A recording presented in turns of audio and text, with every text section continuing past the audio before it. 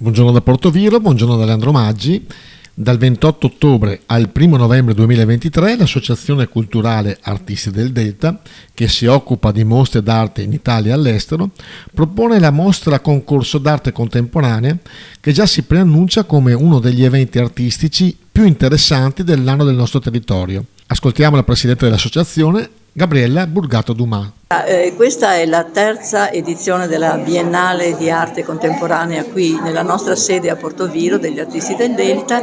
In questa occasione espongono 32 artisti a livello internazionale e anche alcuni allievi delle nostre scuole e dei nostri corsi che più meritevoli di altri abbiamo capito che forse era il caso di esporli. La mostra continuerà fino al 1 di novembre, giorno in cui ci sarà la premiazione in occasione della Fiera Matta. In questo momento la scuola l'abbiamo sospesa, mentre già da anni, fino all'anno scorso, avevamo tutti i giorni un corso, il lunedì di disegno, il martedì di spatola, il mercoledì di acquarello, il giovedì, insomma ogni giorno avevamo purtroppo quest'anno siamo un po' carenti come personale, per cui da sola non riesco a seguire tutto e ho stoppato per un attimo. Sì, e gli artisti sono solo della vostra associazione?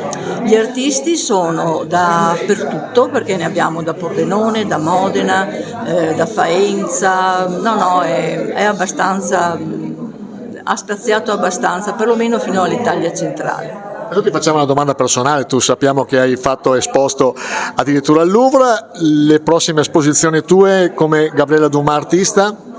Allora, le prossime esposizioni ho un aggancio con Roma per una mostra che però incrocio le dita, sarebbe importantissima, con un'ambasciata.